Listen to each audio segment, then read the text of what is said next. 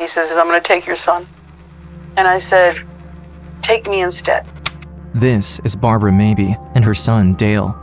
Barbara loved her son more than anything in the world, and just like most mothers, she would have done anything to keep him safe. But on November 14, 1974, their life took a disturbing turn for the worse when 6-year-old Dale came knocking frantically at the neighbor's door. He was covered in blood, with marks on his wrists and ankles. His mother, Barbara, had been kidnapped. November 16th, 2 days later, Highway Patrol Trooper Charles Eugene Campbell identified Barbara's stolen car in Perry, Florida, nearly 400 miles from where she was taken. After telling dispatch he was pulling the driver over, Trooper Campbell was never heard from nor seen again. November 17th, the entire police force is in pursuit of a man named Paul John Knowles, a suspected serial killer responsible for over 35 murders across the country. After Knowles crashed into a ditch, he ran off on foot, vanishing into the forest. When police examined the vehicle, they found no trace of the trooper or Barbara. For over 5 months, the man they called the Casanova Killer spreads terror across the US, killing faster and more viciously than anyone else in history. He might have gotten away with it if it wasn't for the woman who outsmarted him, the one who survived by making the Casanova Killer fall in love with her. Barbara Mabee Abel was born a twin. Although she and her sister were alike in most ways, doctors soon figured out something was wrong with Beverly, Barbara's sister. She had cerebral palsy. Throughout my whole lifetime, I always called her Bevy. We both knew each other's thoughts and inner feelings. She was the smart, funny person, and I was a serious person. Although Barbara shared a special bond with her twin sister, she also felt the impact of her limitations. Even when she was little, Barbara always made sure Beverly could live a full and happy life. And when their father passed away, she took it upon herself to help her mom around the house. Barbara always had a positive outlook on life, and she was happy with the way things were. But everything changed in April 1968. When I brought Dale home from the hospital, he was the light of my life. He was so beautiful. I couldn't get over hugging and kissing and singing lullabies to him. I adored my son. After a heartbreaking split with the father, Barbara decided to raise her son Dale in her mother's house. It was the best decision of her life. Everything was perfect. It's May 1974 when tragedy first strikes the Mabee household. Barbara's mother dies. Both her and her sister Beverly are distraught by the loss, but as the months pass, they do their best to keep a lively home for young Dale, who is now 6 years old. What none of them know is that 1974 would become the worst year in all of their lives. Thursday, November the 14th, 1974 was like any other day to me. Got ready for work, Dale went and got ready for school, Beverly got her breakfast and was happy. After dropping off Dale at school, Barbara heads down to the radio station where she works as a copywriter. When it was almost noontime, I tried to call my sister at home and she didn't answer. And she always answered. At first, Barbara doesn't make anything of it and carries on with her day. After work, she drives home with her son, expecting to see her sister. As they both enter the house, they shout for Beverly, but get no answer. So I said to Dale, go look for Bevy, and I'm gonna go get some water, honey. As Dale goes across the house to look for his aunt, Barbara goes to the kitchen and walks up to the sink. All of a sudden, I had this horrible feeling. I had chills going up and down my arms. Maybe it was instinct, fear, but I turned around. But before we continue the story of Barbara, we want to thank Aura for sponsoring this video. If you've ever looked for your name online, you might have stumbled upon your phone number, address, or even some confidential information like your social security number. In today's digital world, protecting your online presence is more crucial than ever. Recently, Ticketmaster was hacked, and the data of over 560 million users were put up for sale on the dark web. The data stolen includes full names, home addresses and email addresses, phone numbers, and even credit card data. This can not only lead to more spam, but even worse, fraud. Using Aura is a great way to combat this risk. Aura provides comprehensive protection against viruses, ransomware, and phishing attacks. Their advanced AI algorithms continuously monitor for threats, ensuring your data remains safe and your privacy intact. It takes care of all the steps needed to rid the internet of your private information. With your VPN feature, you can browse the internet anonymously, and with their secure password manager, you can create and store strong, unique passwords for all your accounts. Through Aura, you can get all these features in one single app.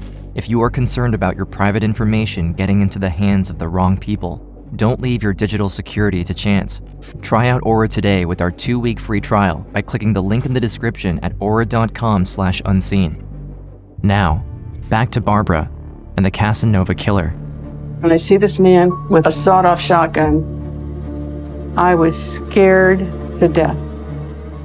At the same time, Dale runs into the kitchen and tells his mom, Bebby is in the bedroom and she's bleeding. And I said, I want to see my sister.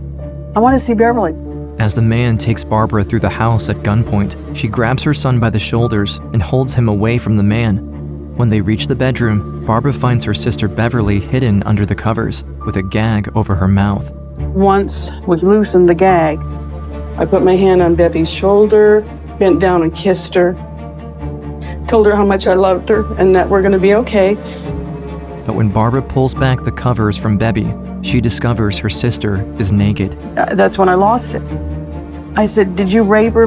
Because if you raped her, I'm going to kill you. The man with the gun starts laughing. He says he tried to rape her sister, but couldn't.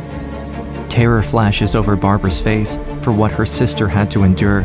I said, I just cashed my paycheck. I said, I have money in my drawer in my bedroom. And I said, I'll give you the money and I'll give you the keys to my car. I said, just don't hurt us. And then he says, I'm going to take your son. No way would I let him take my son. And I said, take me instead. Finally, the man agrees. He says his name is Paul John Knowles, that he just escaped from prison and has no intention of going back. He tells Barbara if she does what he says, he won't hurt her. But after what happened to her sister, she knows the man is lying. All she's thinking about is keeping her son safe. I just had to get out of the house with John and make sure that Beverly and Dale were going to be safe. Before they leave, the man who calls himself John ties up Dale in bed with his aunt.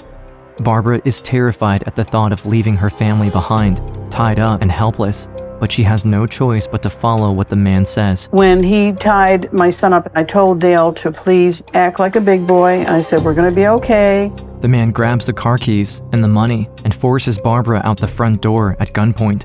As they drive away in her car with John in the driver's seat, Barbara is still worried about what might happen to her son and her sister, but she has no idea the danger she's put herself into. Just a few miles away from Barbara's house, police recover an abandoned vehicle. It was stolen from a man named William Bates back in September. The man's strangled body was found months later in Ohio. Inside the stolen vehicle, investigators find credit cards and insurance cards that belonged to a man named Carswell Carr. Carswell Carr was also murdered in a double homicide along with his 15-year-old daughter Amanda in Georgia, just days before Barbara was abducted. It was the most bloody crime scene I'd ever seen. We figured a lunatic might have done it.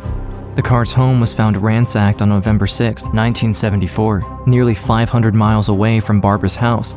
The 15-year-old girl had been strangled. Her father had been stabbed approximately 35 times. Back inside the vehicle, investigators also discovered the will of a man named Paul John Knowles. Little do they know, Knowles is a serial killer, driving aimlessly across the country, leaving bodies everywhere he stops. Old women, children, it didn't matter to him. When he had the urge to kill, whoever was there happened to be the victim. Knowles is suspected to have killed over 30 people in the last 5 months, and while police are doing everything they can to catch the killer, the man who left them a treasure trove of clues inside the stolen vehicle, they have no idea that Paul John Knowles is already driving away with his next victim. We were driving along. After he heard the news, he started getting agitated. And he had me turn the stations, and I was wondering, why does he want to hear the news? And then he said, I've killed people. I was terrified. So I started talking about the weather and anything that would come into my mind to get his mind off of that newscast. And I started talking about movies, beautiful songs of the 70s. I wanted to make him fall in love with me. I was trying to save my life and get back to Beverly and Dale. So I said, honey, do you want a cigarette? And he said, why are you calling me honey? I said, why not? You're not a bad guy. I said, you remind me of Robert Redford. He said, I do? And I said, well, you kind of do. You know, you're not bad looking. After that, he was very responsive in the way I was treating him. He asked me what I did, and I told him I worked in radio. And he said, well, what do you do in radio? And I said, I'm a copywriter. He said, oh, you know how to write? And I said, yes. And he said, well, you think you know how to write a book? And he told me that he wanted to be famous. And I said, what do you want to be famous for? And he didn't answer, and I didn't ask after that. He kept saying, I've killed people. He was so evil. I just wish I had the guts to try to go and push him out the door, but I couldn't. I was too tired and too scared. Back at the house, more than 30 minutes have gone by since Barbara was kidnapped, when finally, 6-year-old Dale is able to free himself from his bindings. He then unties his aunt before running to the neighbors to get help and call the police. When they arrive at the house, investigators fear the worst for Barbara. They have already gathered enough information about Paul John Knowles to paint the picture of a disturbing serial killer with an insatiable thirst. They also know he's impossible to predict. It appeared that he was an interstate traveler. He had a car from one place, a license plate from another place, credit card receipts and names from all over. We had learned enough about Paul John Knowles to feel that there was not going to be that much hope of finding her alive. They have to act fast. They create roadblocks, establish a search perimeter around the entire West Palm Beach area. Everyone is on the lookout for Barbara's stolen car, a gold-colored Volkswagen, an easily recognizable car. The problem is, Paul John Knowles has already taken Barbara beyond the perimeter. After driving northbound on Florida State Road A1A for nearly 70 miles, they arrive at a motel in Fort Pierce. John says he's too tired and he needs them to stay there for the night. That's when all hell broke loose. He parked the car in front at the office, and I said, you can drop me off and then leave with the car. And he said, nope, you're coming with me. John points his sawed-off shotgun at Barbara and forces her out of the vehicle. Barbara is terrified. She knows she has to stay calm to make sure he doesn't get triggered. And he said, we're married. I'll think of a name when we get to the front desk. He said, but we're married. At the front office, John puts his arm around Barbara's waist, his shotgun kept out of sight. He tells the clerk their names are Mr. and Mrs. Joe Smith. Barbara can see the clerk is suspicious in the way she looks at her. She has to act fast because the motel employee has no idea she's facing a serial killer, so she puts her own arm around John's waist and pulls him closer. I wanted her to think that we were married. I figured if I said anything else, he might go ahead and kill her. And me too. Finally, the clerk hands John the key to room 10. When they get inside, Knowles tells Barbara to get undressed. Right away, she tells him she doesn't want to do anything, but he doesn't care. That's when he decided that he had to rape me. I was thinking of Dale and Beverly and everything but being raped. As Barbara lies helpless, trying as best she can to get her mind away from what is happening, Knowles begins to get frustrated as he is unable to perform. It makes him so angry that he starts to become physically aggressive and violent towards her. She's convinced he's about to beat her to death. I said, what are you doing? And he shook his head and said, I'm so sorry, I'm so sorry. Paul John Knowles is like Dr. Jekyll and Mr. Hyde. One minute, he's calm. The next, he's out of his mind. Barbara can't tell from one moment to another if she's going to be killed. And then, Knowles starts ripping the bed sheets into strips. He tied my wrist to the bedpost, and then he went and got my ankles and tied them. I was terrified, and I was praying to the dear Lord that I'd get out of this. I said, let me get home to Beverly and Dale, and I was dozing off because I was so exhausted mentally and physically, and And then all of a sudden I saw my mother. My mother came to me in a dream and she was like, "You're gonna be okay. You're gonna be okay. God's with you." That's when I decided that I was gonna do whatever I needed to do to survive. When Barbara comes to, she's woken up by the sound of the news on the television. John is sitting next to her, fixated with fierce intent on the broadcast. Barbara doesn't dare say anything, nor make a single sound, as he looks ready to strike her if she does. As she lifts her head to see the TV, she catches her picture showcased on the news as well as his. She hears about all the terrible things Knowles has done, which only makes her feel more terrified. And then she hears about Dale, and how he and her sister Mabee are both safe. I thought, "Oh, thank God." I just started sobbing inside because I didn't want to upset Paul John Knowles. As John decides to go to bed for the night, he proceeds to tie Barbara's ankle to his, preventing her from making any sort of movements during the night. If she wakes him up, she knows she might be killed. Being tied up in the dark next to a killer, I couldn't get rid of the terror in my soul. November 15th, Barbara has been missing for over 18 hours. Without a single lead on her whereabouts and her killers, the search for Paul John Knowles has gone national. Every news outlet is talking about the kidnapping of a Florida woman by a sadistic serial killer. There are many more murders, making, in my opinion, Paul John Knowles the most heinous mass murderer in American history. We put out a nationwide alert for that car with that license plate and the fact that it was involved in kidnapping. Barbara's face is in every newspaper, but it might not be enough to save her. When John wakes up, Barbara has gotten little to no sleep during the night. Knowles proceeds to untie her and takes her out for a drive to a nearby restaurant. It was like a little diner, and we get seated in. I thought, well, maybe I can get loose. Barbara looks around for a way out, but quickly notices that John has put his shotgun beside him, hidden under his coat. Her plan to make a run for it vanishes. Then this elderly waitress comes over and waits on us. I was thinking to myself, why isn't anybody noticing us? We were on the news last night. I just couldn't believe that nobody had seen us on TV. And I knew at that time there was nobody to help me. She knows she has to keep on acting because he has the gun, and Barbara would not risk anyone else getting hurt. If he was going to kill her, it would be her alone. After breakfast, Knowles drives Barbara back to the motel and again tries to abuse her. Once more, he's unable to perform, which makes him more furious. This time, he is so angry that Barbara knows he is seconds away from killing her, so she does the unthinkable. She tries to calm him down. I had to do reverse psychology and make him think that he was really great, so he would calm down and not kill me. He says, "I wish I would have met you before all this happened." After Barbara has successfully defused him, Knowles ties her up to the bed once more, saying he needs to go out and make a phone call. As he leaves, John locks the door and closes it behind him. Barbara tries her best to get rid of her ties, all the while praying for the chance to go home and see her son Dale again. This is when she notices something on the nightstand, the key to the motel room door.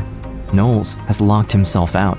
When he returns, Barbara can hear him struggling with the doorknob. She's filled with excitement, but also with fear. She doesn't say a word and waits as the doorknob shakes relentlessly. And then, it stops. And after a few minutes, through the door, Paul John Knowles said, "When they pick you up, don't tell them that I hurt you, and I love you." And then there was nothingness. Barbara doesn't dare scream for help, afraid that Knowles might be standing outside the room. So she stays quiet and waits. But if she waits too long, there's a chance he might come back. November 16th, 7:30 in the morning. Barbara is still trapped in the motel room. After what seems like an eternity, she resumes her effort to untie her hands as best she can, when finally, she succeeds. Right away, Barbara calls the front desk. She tells them her name is Barbara Mabee and that she's been kidnapped by a serial killer. Moments later, police arrive through the door. She is then brought to the front desk, where a phone call awaits. It was Beverly, and she was crying, and she says, "Oh my God, you're okay." We both started sobbing together, and I said, how's Dale? He's right here. Mommy, mommy, mommy. He gets on the phone. I love you, I love you. When are you coming home? I said, I'll be there in a little bit. And I said, I love you to pieces. He said, oh, thank God he didn't hurt you, Mommy. I hung up crying and sobbing for the next 15 minutes. While Barbara is reunited with her family, she is terrified, knowing that Knowles is still out there somewhere. Until they catch him, she's afraid he's going to come back to her house and finish what he started. More than 200 miles north, in Perry, Florida, State Trooper Charles Eugene Campbell has spotted Barbara's stolen vehicle and is pulling the driver over. When he approaches the driver's seat window, Officer Campbell is faced with John Paul Knowles, who gets the jump on the officer, holding his sawed-off shotgun right at his face. Barbara's gold-colored Volkswagen is left behind. The state trooper and his car go missing. The kidnapping of a police officer, state trooper, was unheard of. That was national news. Shortly after, the patrol car is found by the side of the road. As investigators will later find out, Knowles used the sirens to pull over another driver, a man named James Meyer, a businessman from out of town. He then switched cars once again while keeping both hostages in the back seat. We're here trying to recover our missing trooper, which was kidnapped in the state of Florida, along with another hostage and brought into the state of Georgia. Lakeland, Georgia, 80 miles away from where the state trooper was abducted, police get a tip from a clerk at a local gas station. You got a civilian and you got a state trooper in uniform in the back seat with another individual, and the attendant thought something's not right about this. Right away, the entire police workforce goes in pursuit of the spotted vehicle. Got a call. They got Knowles cornered in Henry County. Everybody from Metro Atlanta had a badge and gun was there. I'd never seen so many cops in my entire life. Police create a roadblock ahead of Knowles' car, trapping him, forcing him to crash into the blockade. He then abandons the car and continues on foot, with the cops chasing him through the woods. As police are closing in, gunshots are fired. Yet, Knowles manages to get away, until one young man out hunting in the woods spots him leaning against a tree, bleeding from a gunshot wound. Paul John Knowles has given up, exhausted from the chase. You met him with the shotgun? He had a shotgun. In the car. You said he could have killed you right then. Are you scared? No, not really. Although the serial killer is finally in custody, police are shocked to see neither of the hostages are inside the crashed vehicle, and Knowles refuses to tell authorities where they are. It was a relief to me when I saw it on the TV. I saw a magazine, and it had on there the picture of Paul John Knowles, Casanova Killer, and I'm like, you've got to be kidding me. The news comes as a relief to Barbara and her family, but more than anyone else, she knows the man who kidnapped her and held her captive for over 36 hours has escaped from jail before. She still doesn't feel safe. I wound up one Saturday just losing it and scream bloody murder. And all I could hear in the distance was my son crying out to me, and I came to.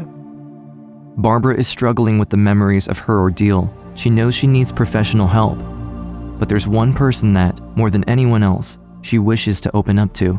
I met Jim in 1973, but he was going overseas. We decided to keep in touch. You know, I started having feelings for him really early. But after everything happened, I wrote him a letter telling him several months later about the kidnapping. When I received Barbara's letter, it really hit me hard. I knew that she probably needed someone, and the way I felt about her anyway, I was hoping that that person would be me that could help her through it. But the one thing Barbara really needs is for Paul John Knowles to be stopped for good. December 18th, 1974, 1 month after the kidnapping, Knowles has agreed to lead police to the murder weapon of both Officer Charles Eugene Campbell and James Meyer. Their bodies were found tied to a tree in Pulaski County, Georgia, over 100 miles from where Knowles was captured. They were both shot with Officer Campbell's gun. Escorted by 2 police officers, Knowles guides them to where he claims to have dropped the weapon when he makes one final attempt to escape. They loaded Knowles up in the sheriff's car and were coming down I-20 into Atlanta when Knowles secreted a paper clip and picked his handcuffs on his belly chain. The man got a handcuff off, and he went for my gun, and he got his hands on my gun. And, you come to your own conclusion, but I'm pretty shook up. I know he would have taken my life. I began firing and continued firing until I was satisfied that the danger had subsided to both Sheriff Lee and myself. It was one of the best days of Dale, Beverly, and my life when we found out that he was killed because he could kill no more. There were several times when I wanted to move after being kidnapped. And then it dawned on me, this is Mama's house, and look at all the love. There are way more good memories in this house than there are bad.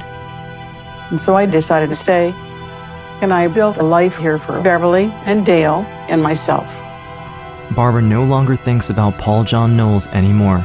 She's written a book and gotten everything off her chest. Today, she's married to the love of her life, and she has learned the most valuable lesson. You can choose to be a victim, or you can choose to be a survivor. I chose to be a survivor.